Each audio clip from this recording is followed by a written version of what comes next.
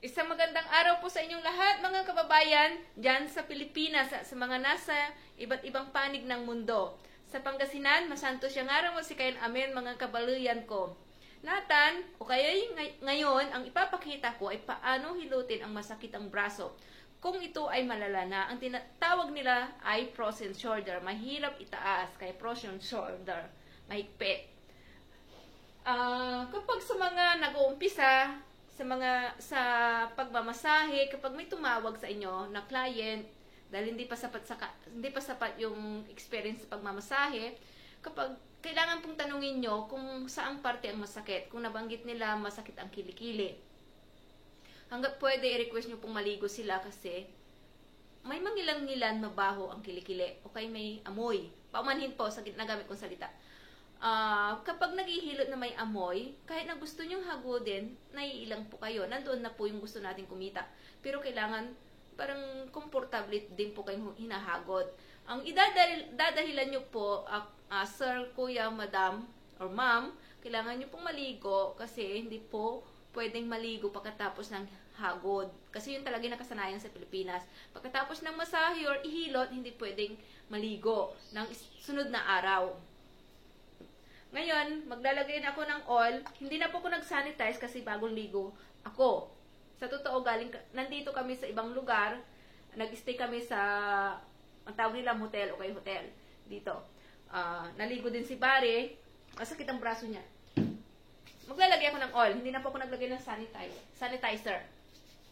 Ganito po, hagod dyan. Nanggaling ako sa gilid. Ilalapit ko ang camera. Yan. Pababa. Ito po, nakikita niyo po ito. Yan. Yan. Yan. Hagurin yung pababang ganyan. Tawag nila, kung sa ibon o kaya sa manok, ano tawag nila? Palikpik. Diyan sa, ano nila, yan. Sa pakpak. Yan, ganyan. Sa shoulder blade. Ganyan. Dito, dalawa po. Kung mabigat ang braso, sabihin nyo po, ilagay yung kamay dito. Ganito ang posisyon. Itutungkod. Itutungkod dito. Tapos yung therapist, okay, manghihilot. Yan. Baybayin nyo po ito, dahan-dahan. Yan. Yan po. Focus lang po, dahan-dahan, dinudulas. Mula dito sa dugtungan ng kilikili, dyan magsisimula. Yan.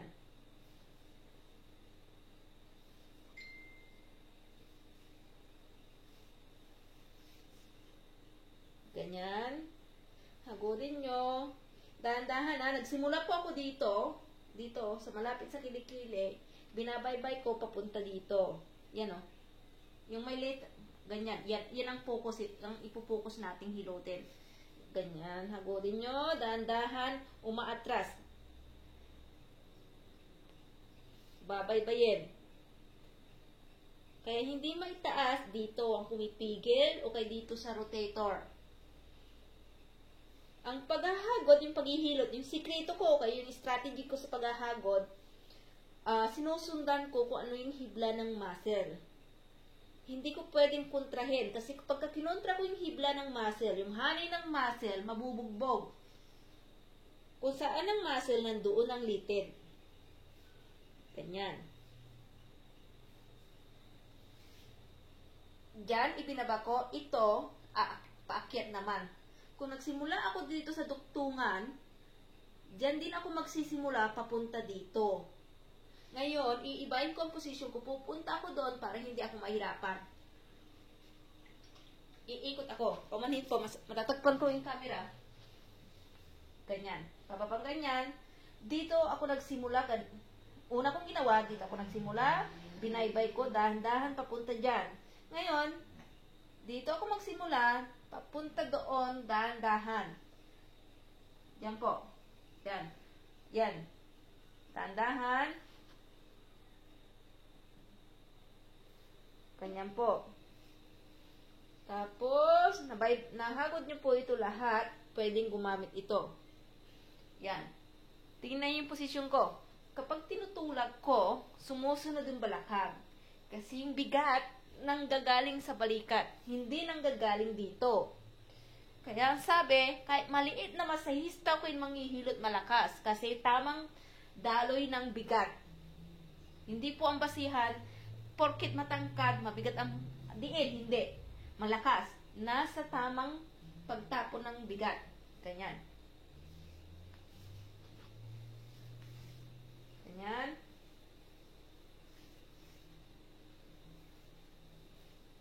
Tapos, kunin ang kamay, dahan-dahan, nakasuporta dito. Yan. Diba? Kinuha ko ito, dito, nandito ako sa ibabaw. Yan. Dahan-dahan, dinudulas. Madiin to, Kasi, depende pa rin sa tao. Kung malusog yung hinihilot nyo, siyempre malaman. So, madiin.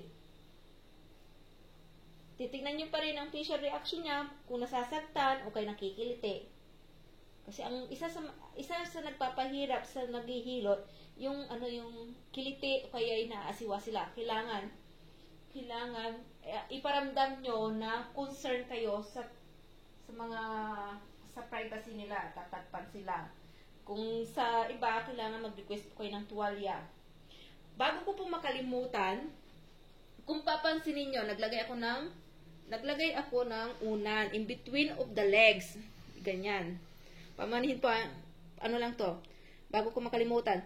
Ang gagawin nitong unan na to, hindi na madadagdagan ng sakit ng balakang. Pinaluluwag ang balakang. Nakikita niyo po. Kung hindi ako maglalagay ng unan, mabibigyan ang pressure sa balakang. So, kailangan in between of the legs, lalagyan nyo ng unan. Ganyan po. Yan. Ngayon, pupunta tayo dito. Commercial po yon. Tips po yon. Diba? Nanggaling ako dito. Ganyan. Ngayon, pupunta ako dito. Dito ako manggagaling. Ang nangyayari ngayon, may bilang. Dito. Papunta dyan. 1. Nagganyan ako sa dugtungan. Pangalawa. Kanina, number 3, paganyan. Number 4, nandito ako. Sa dugtungan dito, rotator. Yan, may litid dyan. Kapain nyo. Gagalaw yan. Hahagudin nyo madiin. Tinudulas nyo po. Kukunin ko yung camera para i-focus. Yan. Ito po yung kanto. Itong kanto na yan. Yan. Ito, kung may tenga dyan, ganyan, itong buto na yan. Yan, magsimula kayo dyan. Dahan-dahan. Hinahagod. Yan. Dinudulas nyo. Ganyan. Ganyan. Kailangan hinga kayo ng malalim po. Tatayo ng matuwid. Yan. Habang nagbibigay niyan, kung papansinin nyo, unat yung kamay ko. Yung ito. Kasi yung bigat niyan, hindi nanggagaling dito mismo sa kamay. Nanggagaling sa likod. Kapag naggaganyan ako, yung balakang lumalambot. Ganyan, sumusunod. Hindi pwedeng kumikilos kayo, ang balakang nyo naka-steady lang doon, sasakit ang balakang. Unan nyo pong titignan bilang manghihilot na komportable po kayo. Hindi pwede po na pagkatapos kinaghilot kayo naman po ay baldado. Ganyan. Diba? Nasa ibabaw ako ngayon. Ang susundin ko, ito, nasa harap. So, binaybay ko ang kabuuan ng balikat. Ganyan. Dito ko kukunin sa harap. Yan. Ahagudin, dahan-dahan. Sa dugtungan din pa rin po ito.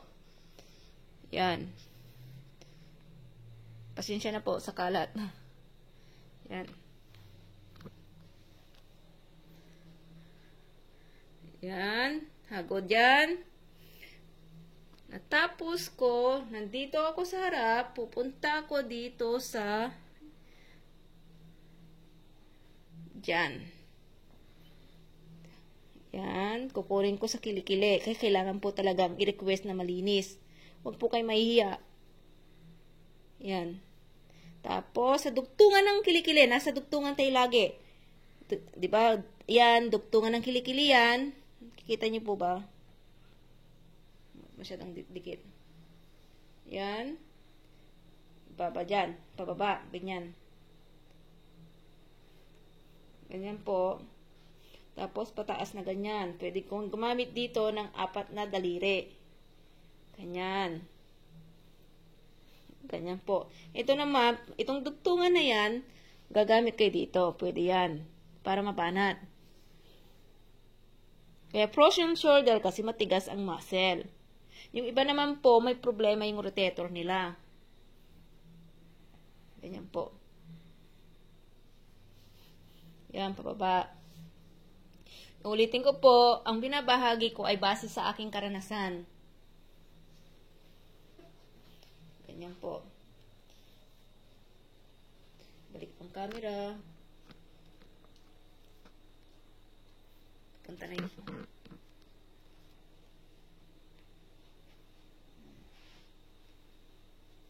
Tapos, can you rotate? Tanungin nyo yung client nyo kung pwede niyang ikutin, alalayan kamay niya.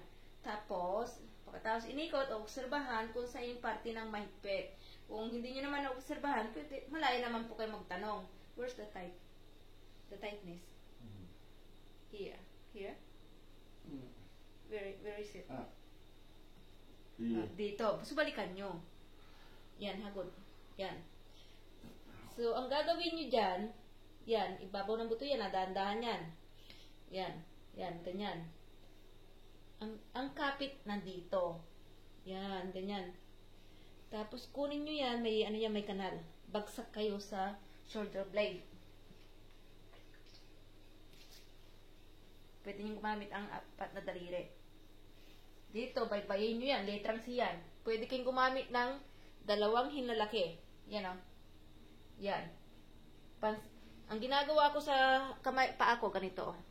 Para malakas kayo magtapo ng bigat. Nakaganyan kayo. Yan. Tapos, yun yung balakang. Naitatapon yung bigat, ganyan. Hindi kayo pwede magganyan. Kasi, masisira yung siko. Siko nyo po, masisira, mananakit. Sino po maghihilot sa inyo? Kung ang hanap buhay nyo ay manghihilot. Ganyan. Balik kayo dito. Ano lang po yung patalastas? Yan. Kung may nahagod kayo matigas, dahan-dahan dinudulas nyo. Ganyan. Ganyan, no? O. Pa? Siyempre, hingatin ng malalim. Yan, ganyan. Pa, nagganyan ako pababa. Ngayon, ibalik nyo sa taas. Ganyan, no? O. Ito yung buto. Ito yung buto. Buto na yan sa baba. Diyan ang pagod ng pagod. Isa din ang humihigpit yan sa balikat. Paano maiwasan ang paulit-ulit na masakit ang braso? Una, yung hindi naman pagod, hindi naman mabigat yung trabaho, pero masakit ang balikat. Isa yun, dahilan ay sa pagtulog, mali yung position nila. Ang maisuggest ko po, halimbawa, masakit, wala namang maghahagod. Kung may ganito kayong unan, ganito kalaking unan, ipapasok nyo sa kilikili. Ganyan. Para yung bigat nitong kamay na to, hindi naiipon dito. At saka hindi po naiipit kung anong meron dyan sa rib cage. Tapos, kung wala naman po kayong ganitong unan, pwede kayong kumuha ng tuwalya, tupiin nyo po ng ganito. Ganyan. Ipapasok nyo dito. Pagka bumaling kayo sa kabila, dalihin nyo itong unan. I-mindset nyo yung utak nyo, kailangan ko dalhin itong unan para hindi sumakit ang balikat. Ang tanong, paano masasabi na tama yung unan nyo? Kung ang ulo nyo ay ganyan, na ipapasok ang daliri nyo, ipapasok nyo po itong daliri dito sa ulo nyo, ibig sabihin tama yun. Kasi nakakilos yung isang kamay. Nakakilos ng malaya, kahit na nakatagilid kayo. Bigat ng ulo, pupunta sa unan, hindi sa balikat. So, walang stiff neck, walang sakit ng balikat. Walang sakit dito sa likod. Po. Dito, kailangan dito ang review. Pagka sinabi, tanungin nyo po kung masakit. Where is it, the pain? Here? Yeah. Oh, sabi masakit dito. And then the next. start, our subject today is frozen shoulder. We have to focus in frozen shoulder. Okay? na iba yung sinasabi niya. So, karagdagan lang po ito. Ito yung masakit sa likod. Yan. Yan. Pwede kang gumamit ng balikat, ng braso. Yan. Dandahan. Yan. Position pa rin ang paa nyo. Nakatungkod yung isa yung paa nyo, yung balakang kailangan malambot. Isinusunod nyo. Kailangan gumagalaw yung balakang. Hindi ganyan. Yan. Balik tayo sa review. Yung dito sa ibabaw. Dito, oh. Ito. Nakikita niyo po ba ito? Ito yung buto. Dito, kadalasan yan, masakit. Yan. Tandaan yung dinidiin, dinudulas nyo. Kung mahinang kamay nyo, pwede kayong gumamit nito. Ganyan. Yan. Dinudulas nyo. Ganyan po. Yan. Hagod. Yan. Yan. Ganyan. Itaas nyo ulit. Balikan nyo yung dito mga duktungan. Yan. Tapos, sa ibabaw, kung dito po, nandito na tayo sa harap ito kukunin nyo po dito. Gagamitin nyo hinlalaki. Okay, gagawin ko po, ibalik ko yung camera. Yan. Can you rotate? Okay. Pwede nyo i-stretching na ganyan, pababa. Banat, kung kaya. Kung hindi naman kaya, huwag niyo pilitin. Ang frozen shoulder, ang unang masahe, dahil matigas, pinalambot. Kaya nga frozen, kailangan, ang goal dito ay palambutin. Nahagod, tapos yung hagod, may iwan na bakas na sakit. Hindi po maiwasan yun. Pagkalipas ng 5 araw, kailangan na maximum na 5 days, hahagodin po ulit.